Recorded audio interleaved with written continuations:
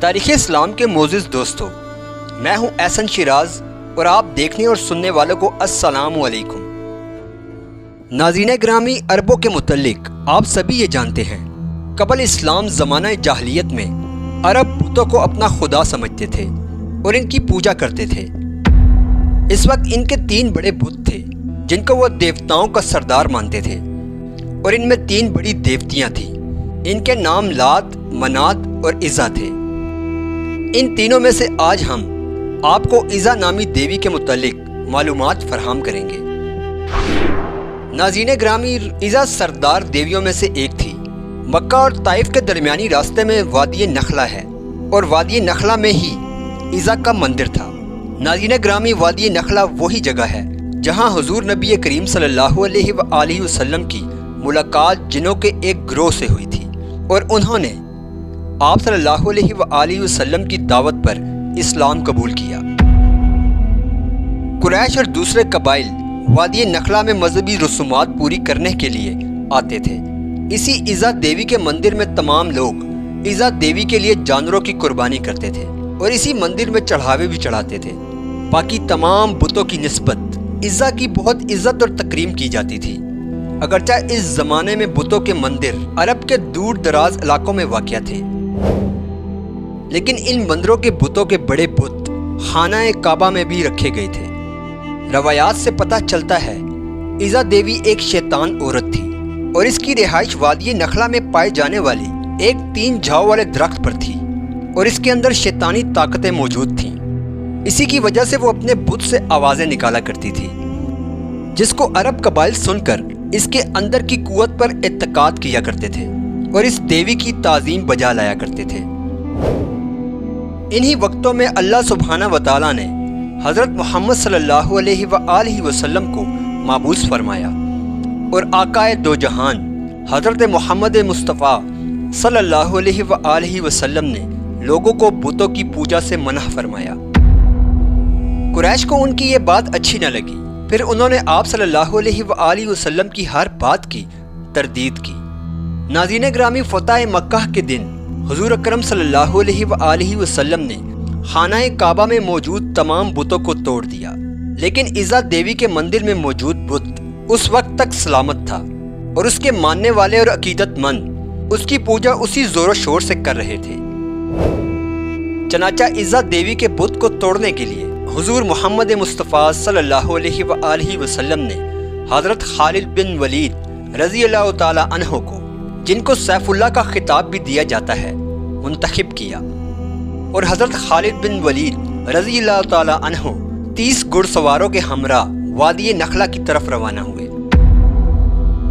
ناظرین گرامی، حضرت خالد بن ولید رضی اللہ تعالی عنہ اسلام کے سب سے بڑے سپہ سالار کی حیثیت سے بھی مشہور ہے۔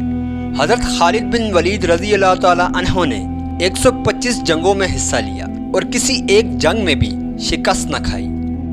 یہ حضرت خالد بن ولید ہی تھے جنہوں نے کیسر و کسریٰ جیسی بڑی سلطنت کو تباہ کر کے مدینہ جیسی چھوٹی ریاست کو عالمی ریاست کا درجہ دیا۔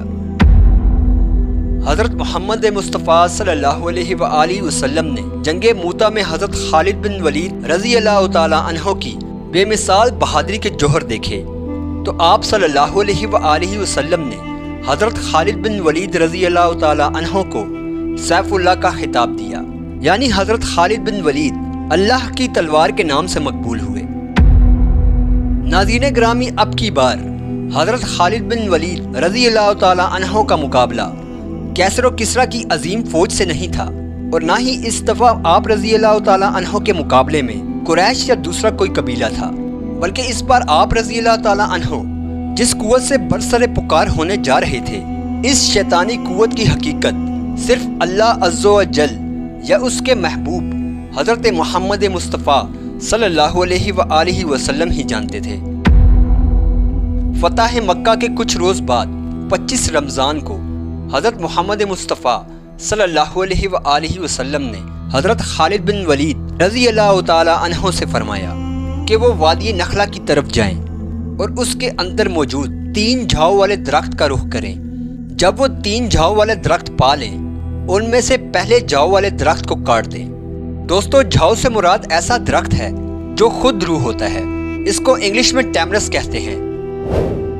تو حضرت خالد بن ولید رضی اللہ تعالی عنہ نے آقائے دو جہان صلی اللہ علیہ وآلہ وسلم کے حکم کی تعمیل کی اور وادی نخلا کی طرف روانِ سفر باندھا، اور پھر اس مقام پر پہنچے جہاں 3 جھاؤ والا درخت موجود تھا۔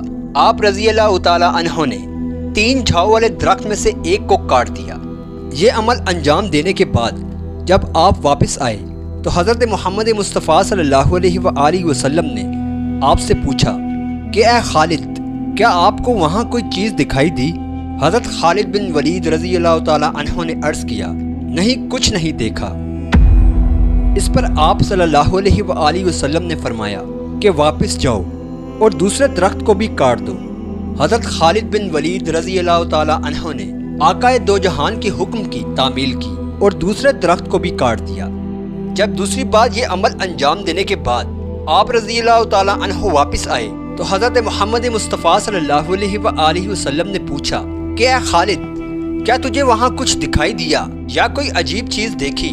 اس بار بھی حضرت خالد بن ولید رضی اللہ تعالی عنہ نے نفی میں جواب دیا۔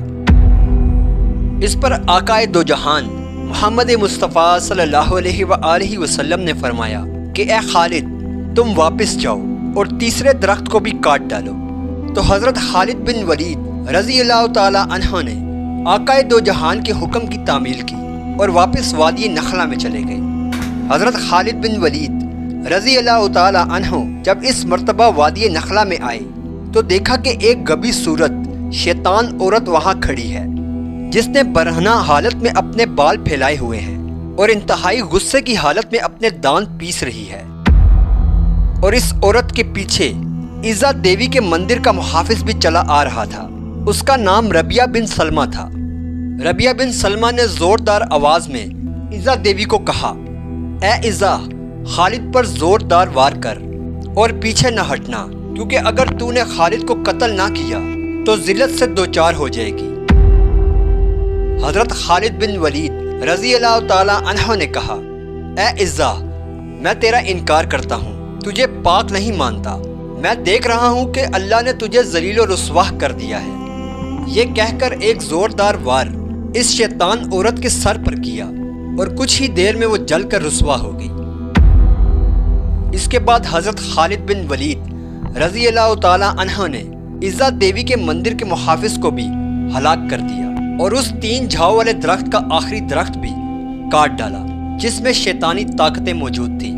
حضرت خالد بن ولید رضی اللہ تعالی عنہ نے حضور نبی کریم صلی اللہ علیہ وآلہ وسلم کے حکم کی تعمیل کرتے ہوئے جب واپس پہنچے تو سرکار کائنات محمد مصطفیٰ صلی اللہ علیہ وآلہ وسلم نے فرمایا، اے خالد، یہ عزا تھی، اب آئندہ عربوں میں کوئی عزا نہ ہوگی اور نہ ہی اس کی عبادت کی جائے گی۔